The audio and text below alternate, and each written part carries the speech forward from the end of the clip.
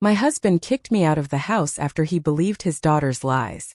Now my divorce has changed their world. My name is Ava Callahan, and for many years I believed my marriage was solid, built on trust, respect, and partnership. I dedicated my days to supporting our life, while he claimed to take care of us. But everything fell apart when lies started to spread within the family itself. Distorted words, sideways glances, and suddenly, I was the villain in the story I helped build. Before I knew it, my husband believed everything. Except me. I was kicked out of the house I helped build, treated like a stranger. The pain of being betrayed by the one I loved most almost destroyed me. But it was also what woke me up. I discovered strengths I didn't even know I possessed, faced truths that had been hidden from me, and began to rebuild my life from scratch. Today, I can say that what seemed like the end was, in fact, the most powerful new beginning I've ever experienced. Nothing remained the same, neither for me nor for them. I'm happy to have you here. Follow my story to the end and comment the city you're watching from so I can see how far this story has reached. The living room clock read 10:14 p.m. when Ava's cell phone vibrated on the coffee table. She was reclining on the sofa, wrapped in a blanket, the sound of the television filling the late-night silence. Aiden, her husband, next to her, distractedly flipped through an economics magazine. His face serene, the same as always. She picked up the phone and saw her sister's name, Kale. She found the call strange at that hour, but answered. On the other end, the sound of voices and airport announcements. Ava. I just saw Aiden, her sister said, without preamble. Ava chuckled, confused. What? He's at the boarding gate for Paris, gate 32. He's with a blonde woman in a red coat. Ava slowly turned, looking at her husband beside her, who continued flipping through the magazine as if the world hadn't changed. The sound of the television seemed distant, muffled. She pressed the phone to her ear. Kale, are you sure it's him? Absolutely. I saw him up close. He saw me too and looked away. Ava felt her blood run cold. The man sitting beside her raised his eyes for a moment. Everything all right? Aiden asked casually. It's just my sister, she replied, trying to smile.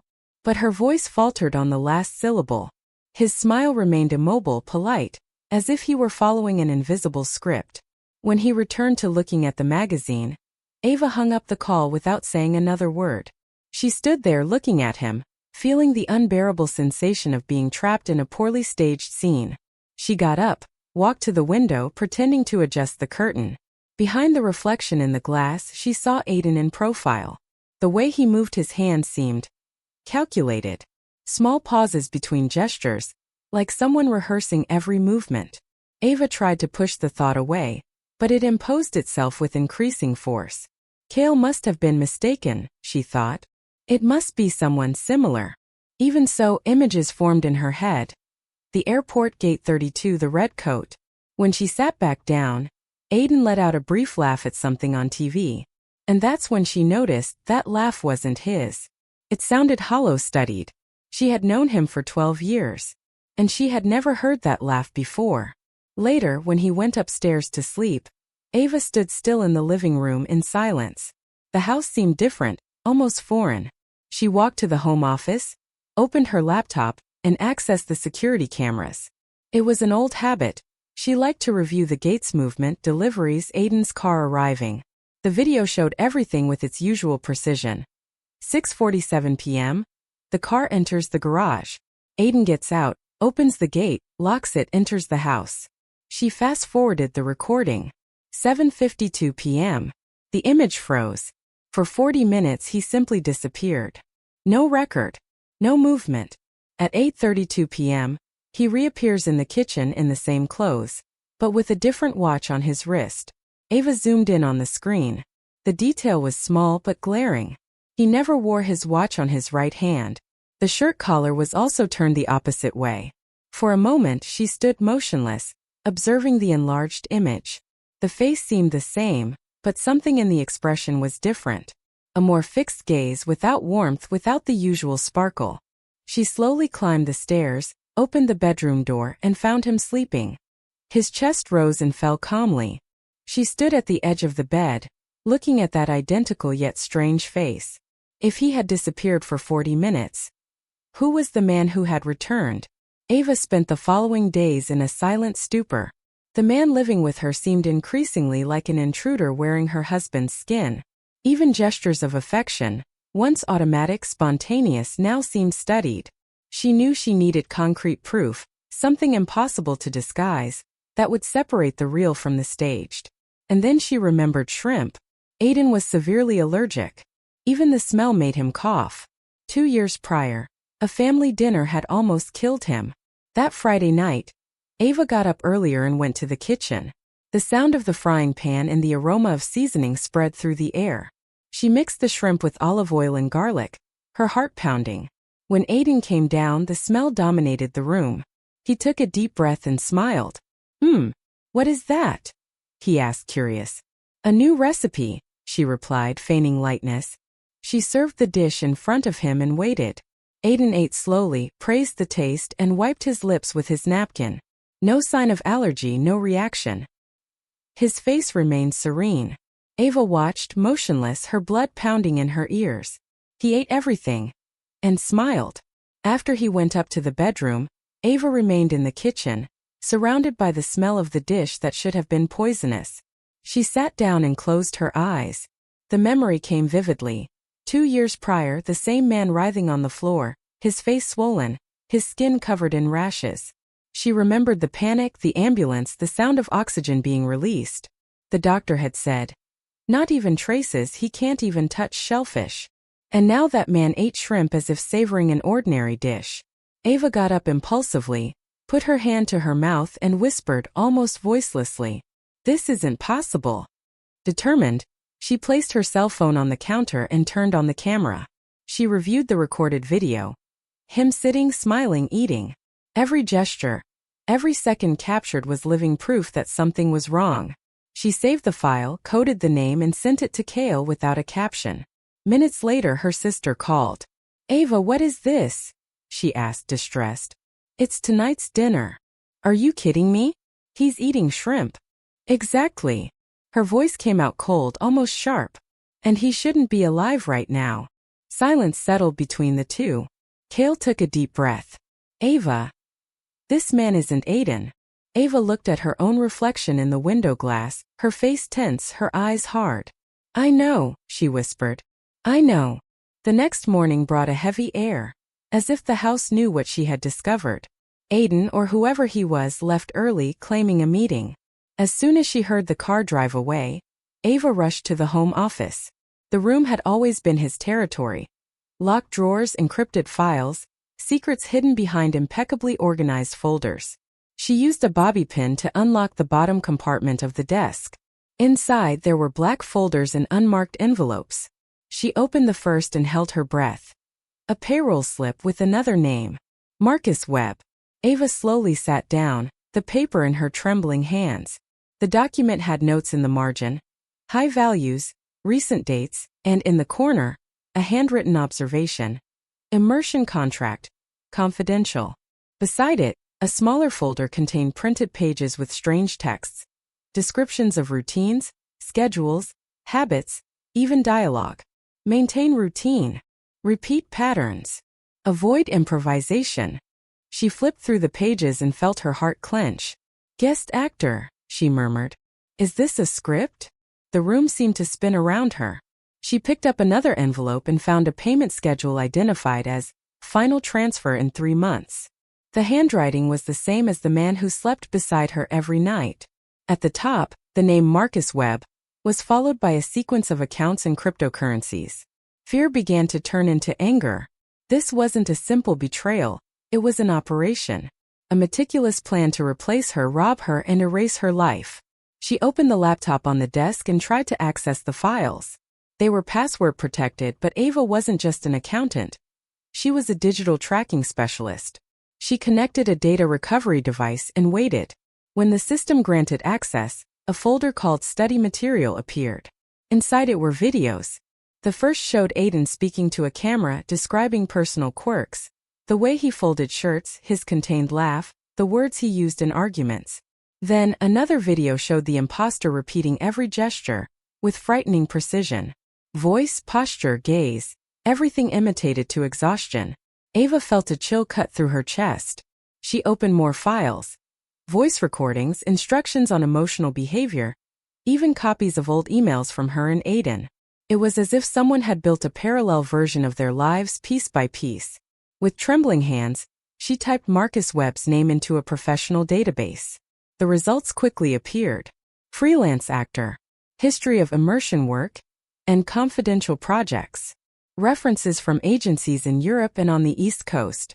No criminal record, but numerous contracts closed under confidentiality clauses. Ava leaned back in her chair, her body cold.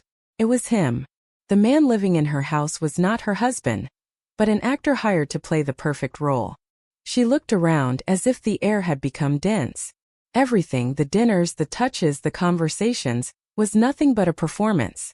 She closed the laptop and put her hands over her face. The tears came, contained and silent. It wasn't just love she had lost, but the meaning of her own reality. Every memory of the past few months now seemed contaminated. After a few minutes, she got up and stared at the mirror hanging on the wall. The reflection showed a pale woman with tired but firm eyes. "I'm married to a character," she said softly, like someone signing a sentence. And at that moment, Ava Callahan knew that the next step would not just be discovering the truth. It would be destroying it. Ava no longer slept properly. Insomnia had become her ally. The empty hours of dawn were the only time she could investigate unobserved. With the imposter sleeping in the next room, she sat in front of the computer and delved into data screens, spreadsheets, and system logs. The audit tools which she once used to track financial fraud in companies now served to map her own life. She typed quickly, cross-referencing accesses, dates, and IP addresses, like someone searching for a hidden shadow. Finally, a number caught her attention. A remote connection made in her name at 3 a.m., 3 weeks prior. Origin, Geneva, Switzerland. Ava felt her stomach churn. She reread the log. Validated IP, correct credentials, two-factor authentication. She pushed her hair from her face, her gaze fixed on the screen. This login is mine, but made from Switzerland. The discovery opened a trail she could no longer ignore. If someone was using her credentials outside the country, it meant her entire career and reputation were at risk. She spent the following hours immersed in reports and histories. Lines and lines of transactions emerged, too small to draw individual attention, but when united they formed a pattern. Fractional values spread across dozens of different accounts, always with the same identifier. Unit 447. It was like watching a web being slowly woven. Ava noted, compared, connected. Each value came from legitimate contracts she herself had audited. Only now they appeared multiplied, cloned, distorted. "Someone has made me an accomplice," she murmured, almost voicelessly, feeling the weight of the phrase. The sun was already rising when she realized the extent of it. It wasn't an isolated scam. The transfers followed exact patterns of corporate espionage, a method of draining financial information and passing data to international competitors. Everything was happening under her name, using her passwords, her access, her reputation. The imposter was not just an actor. He was part of something much bigger. Ava watched the graph on the screen, the blue lines crossing in complex networks. Her brain worked fast, but her body was paralyzed. If the transactions continued for a few more days, the funds would be diverted and erased without a trace. Aiden, the real Aiden, was in Paris, and now she knew why. Ava took a deep breath, leaning back in her chair. She needed to act before it was too late. She copied all the data, made offline encrypted copies, and put a USB drive inside an old book on the shelf. The plan was still hazy, but a certainty grew within her. They were about to disappear. The screen blinked one last time, reflecting her tired face. She murmured to herself, in a whisper that seemed to come from afar, "They're going to disappear with everything soon." 3 days later, Ava received an unexpected call from Kale. Her sister's voice was trembling, laden with tension. "Ava, I found something," she said without preamble. An old cell phone among Aiden's things. Ava straightened in her chair. "What do you mean, a cell phone?" "It was inside a box of documents in my airport locker. It must have been left there a long time ago. It's cracked, but it still turns on." Kale paused. "And it has recent messages dated a few days ago." Ava's heart raced. "Send it to me now."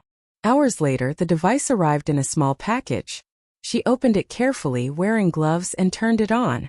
The cracked screen flickered before displaying the last message. Paris tomorrow. Finalize everything. Ava felt the world spin. Paris. The word seemed a distant echo, returning to the night of Kale's call, when it all began. The same boarding, the same destination.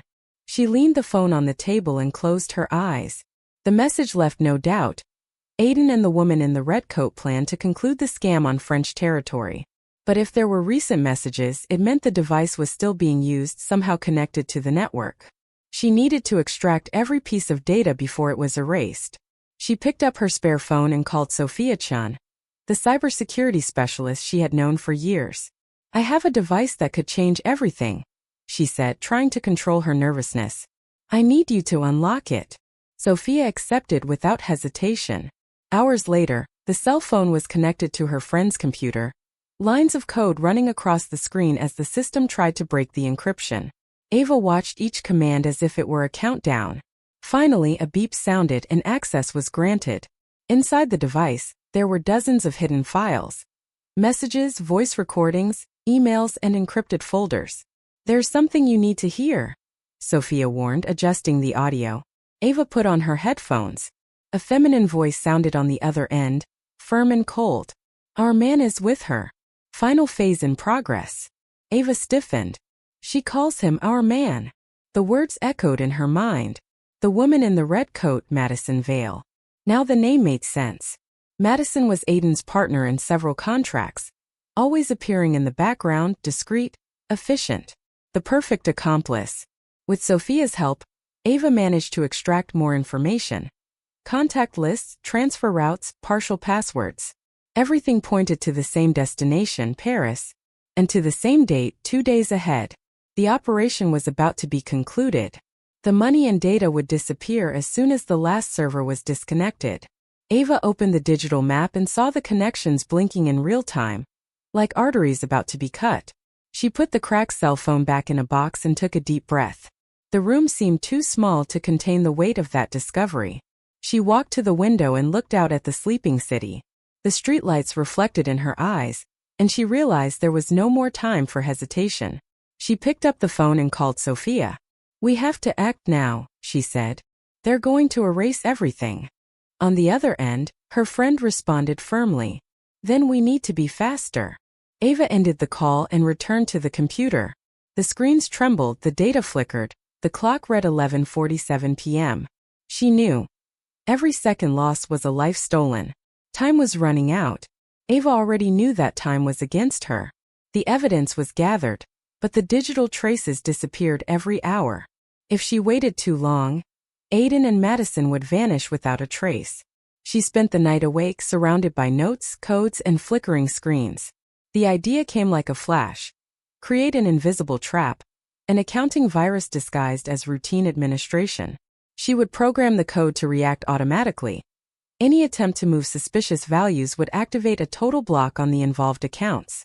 She typed non-stop, her eyes burning. Each command line was a security threat tied to her survival. When she finished, she named the file innocently, Monthly Reconciliation Report. And in the hidden footer, she left the activation phrase, Protocol Unit 447. She ran a test. She sent an email with the simulated text, as if it were a routine message. Seconds later, an alert flashed in the corner of the screen. Activation detected. Protocol Unit 447. The metallic sound echoed through the room, making her hold her breath. It worked. She smiled, tired, but with the feeling of having planted a minefield under her enemy's feet. If Aiden or Madison tried to move any amount, the system would snap shut like an iron trap. She leaned back in her chair, her eyes fixed on the bluish screen. For the first time in a long time, Ava Callahan felt control return to her hands. The next day, she met Sophia Chun and Grace Morrison in a discreet cafe, away from the offices. Sophia brought her laptop, Grace a folder with legal papers and court stamps. The three sat near the window, speaking in low voices. We need to act before they disconnect everything, Ava said. Grace crossed her arms. Without direct evidence, the FBI cannot open a formal investigation. All we have is circumstantial. Sophia turned her notebook to show a spreadsheet with IP addresses. If we can capture the moment of the transfers, the FBI system registers the crime in real time. Ava nodded. Then we need to lure them out. Create a situation where they have no choice but to show up. Back at the office, Ava drafted electronic invitations for an emergency financial compliance review. The recipients: Aiden's main clients and partners. She used precise, convincing technical language typical of corporate reports. No one would suspect. The meeting would be in the glass hall of Callahan Financial at 9 a.m. She knew that, to maintain appearances, the imposter Marcus and his accomplices would come. And along with them the FBI silently positioned. Before turning off the computer, Ava took a deep breath. The battle that had been brewing for weeks was about to erupt. She whispered to herself with a cold half-smile. They will show up. And so will the FBI. Thursday dawn brought an almost palpable tension. Ava arrived early at the corporate headquarters. The glass hall was impeccable. Chairs aligned, screens on, the smell of fresh coffee. Outwardly she displayed serenity. Inwardly every step echoed like a countdown. She wore a light gray suit, the same one she had worn for her first major audit. A symbol of precision and control. Little by little, the guests began to arrive. Men in dark suits, women with keen eyes, all greeting Ava with that restrained respect of those who trust her competence. Marcus appeared last, his face slightly pale, but his smile in place. "Good morning, dear," he said, touching her shoulder naturally. Ava responded with a nod, her gaze neutral. Inside, her hands trembled. The presentation began promptly. Ava projected graphs, reports, and spoke with rehearsed confidence. "Our recent audits have identified anomalous capital flows," she explained. "Today's meeting aims to align processes and prevent regulatory risks." As she spoke, she saw uncomfortable glances multiply. Marcus, sitting in front, bounced his leg under the table, trying to appear calm. Suddenly she heard quick, firm footsteps coming from the corridor. The sound echoed across the marble floor. Heavy, synchronized. Ava froze for a second, her heart pounding. The guests looked toward the glass door. It opened with a click. 3 FBI agents entered, followed by a woman with a firm expression and sharp eyes. "Agent Sarah Brennan," she announced, showing her badge. "We are here for Mr. Aiden Callahan." Silence filled the room. Marcus paled, his hands sweating on the table. He tried to smile, but his jaw locked. Ava remained motionless, watching despair settle on his face. Brennan advanced calmly, gesturing for the other agents to position themselves at the exits. "No one leaves," she said. "Proceed with the lockdown." The air seemed thin. Ava looked at Marcus and saw the disguise crumble little by little. "Continue, Miss Callahan," Brennan requested with a gesture. Ava turned to the screen and opened a new file. In large letters, the name Marcus Webb appeared. A murmur ran through the room. She clicked on another document. A payroll slip, a contract, dates, values. "This is the man who lived with me for months," Ava said, her voice firm without hesitation. "He is not Aiden Callahan. He is the substitute, the real one hired." Marcus abruptly stood up, but one of the agents placed a hand on his shoulder, forcing him to sit. Sweat ran down his temple. Brennan crossed her arms. "Mr. Webb, do you have anything to declare?" The imposter remained silent, his gaze lost. It was then that, on the surrounding screens, alert windows began to flash. Lines of code appeared, followed by red notifications. Protocol Unit 447 activated. Ava's accounting virus was acting. The accounts connected to the system began to freeze one by one. Sophia, observing from afar via remote access, sent a quick message to Ava's cell phone. "It's working." The plan had been triggered. The hall was immersed in tension. The screens reflected digital chaos, while Brennan and the agents exchanged short instructions. Ava approached Marcus and looked him in the eyes. He seemed smaller, emptied, the mask completely broken. Her voice came out low, sharp, audible enough for everyone to hear.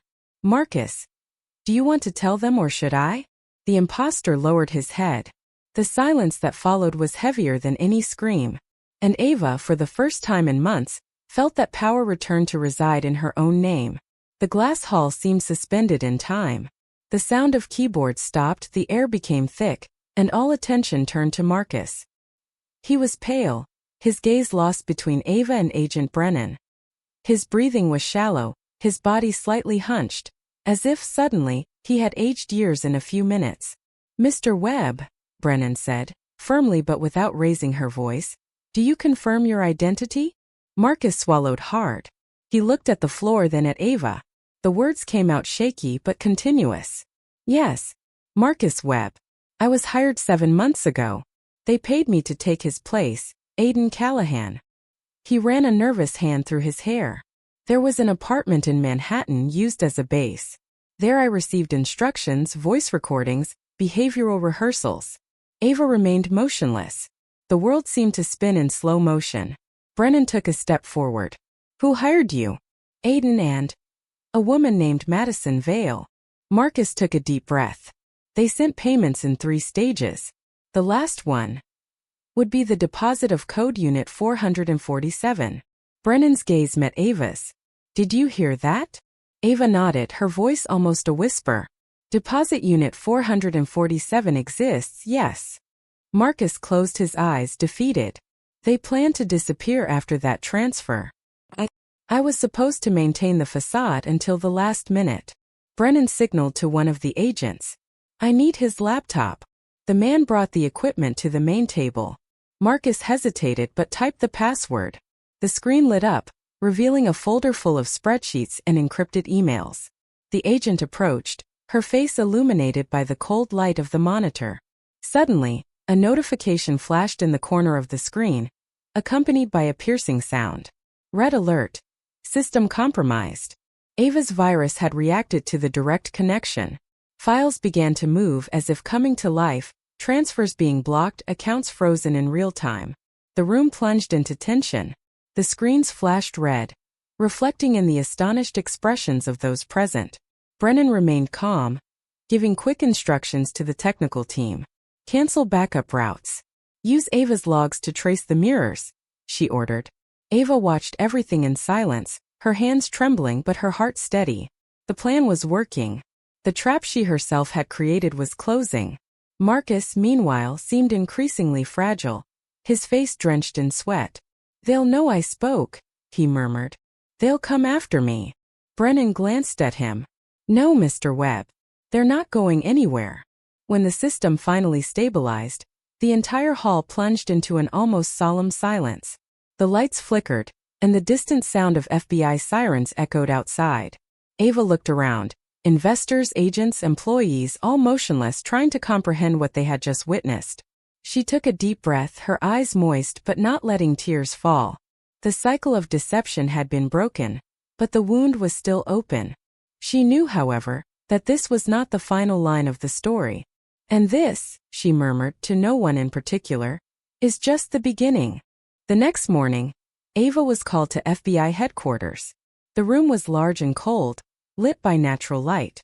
Agent Sarah Brennan was waiting for her, holding a thick folder with an international stamp. "We have confirmation," she said, opening the document. "Aiden Callahan and Madison Vale were arrested in Paris at 6 a.m. local time." Ava felt the air leave her lungs. "Arrested?" she repeated, almost disbelieving. Brennan nodded. They were located in a luxury hotel, trying to transfer the final funds. Madison tried to bribe the French agent responsible for the operation. She didn't get far. The silence that followed was strange, full of echoes. Ava rested her hands on the table, her mind filled with memories. Dinner with the imposter, the cameras, the cracked phone, the constant feeling of living in a house that wasn't hers. Now everything made sense. "They used every detail of my life," she said, her voice firm but choked. "They turned me into a mask." Brennan observed her for a moment before replying. "You became the main piece of your own game, Ava. But you were also the one who dismantled it." She closed her eyes, took a deep breath and murmured, more to herself than to the agent, "My life was edited. And now I'm rewriting it." Hours passed with depositions, records, and signatures. As the clock approached late afternoon, an agent announced that Marcus Webb was ready to speak again. Ava agreed to hear him, now in custody. He entered the room handcuffed, distraught, but with different eyes. There was regret in them. "I want to cooperate," he said, lowering his gaze. "I have copies of the original messages, payment receipts, even instruction videos." "Why?" Ava asked firmly. "Regret or self-preservation?" "A bit of both," he replied. "But mostly because they weren't the only ones." Her heart raced. "What do you mean by that?" Marcus raised his eyes. "There are other projects. Other substitutions. The same scheme with different names." Brennan exchanged a quick look with Ava and signaled for the agent to record the conversation. "Continue," she requested. Marcus took a deep breath. Aiden was just one of the orchestrators. "There are investors, shell companies, and other actors trained like me. They test behaviors, study marriages, collect personal data. It's a network." Ava felt the weight of that. The ground seemed to move beneath her feet. Her story was not an isolated case, it was just a sample of something much larger. Marcus lowered his head. "I just want protection. I can turn everything over." The recorder kept running when Ava stood up. She looked out the room's window, at the gray horizon stretching beyond the buildings. She felt exhausted but free. The scars of betrayal still hurt, but now they were a reminder of the strength she had had to survive. Aiden and Madison were arrested. The money frozen. The truth finally brought to light. But the echo of Marcus's last words left her uneasy. She closed the folder, looked at Brennan and asked, almost in a whisper, "What if there are other Marcuses out there?" The agent didn't answer. She just held Ava's gaze for a moment, aware of what the question meant. As she left the room, the sound of Ava's heel echoed in the hallway, firm and rhythmic like a new count. Outside, the sun was beginning to set over New York. And in the reflection of the glass, Ava Callahan no longer saw a victim, but the woman who rewrote her own story. Months passed since Aiden and Madison's arrest. The world continued to spin, but Ava felt that time had changed its texture. Slower, denser, as if each day was a new attempt to learn to breathe in a different body. The house, once full of false echoes, now remained silent. A good, clean silence, as if it finally belonged to her. The investigation stretched for weeks. The FBI dismantled entire networks of espionage and digital forgery, and Ava Callahan's name, once tarnished, was now a symbol of resilience and intelligence. She returned to work, but in a different way, no longer to prove her worth, but to use her skills for something greater. She founded a small forensic auditing firm, aimed at women victims of fraud and manipulation. She called the project Rewrite. Some days, however, still hurt. Sometimes she would wake up at night and think she heard Aiden's laugh echoing down the hallway, the real one, the one that no longer existed. Other times, Marcus's face would appear in her mind, a mix of guilt and humanity. He had fulfilled his agreement with the FBI, provided crucial information, and was included in the protection program. Ava never saw him again. But, in silence, she was grateful. Without him, the truth would have remained locked away. One cold autumn morning, Ava walked along the banks of the Hudson, the wind messing up her hair. She stopped before the water and watched the current. For the first time in a long time, she felt no fear, only calm. She thought of everything she had lost and everything she had rebuilt. "My life was edited," she thought. "But now the script is mine." Back in her apartment, she sat in front of her laptop. The screen displayed a new email with no sender. Just one line. "Rewrite version 2.0 available for deployment." Ava smiled slightly. It could just be spam, a digital echo from the past, or a warning. She deleted the message and closed the computer. It didn't matter. Now she was the one who defined what stayed and what ended. The sound of the wind passed through the open window, and Ava Callahan took a deep breath, feeling the cold air fill her lungs. The worst was already over. And for the first time in a long time, the future seemed peaceful. "Now, I'm curious about you who heard my story. What would you do if you were in my shoes? Have you experienced anything similar? Support the channel, subscribe, like, comment, and share this video. I'm leaving another story on the final screen that you'll also like, and it will definitely surprise you. Thanks for watching. See you in the next video.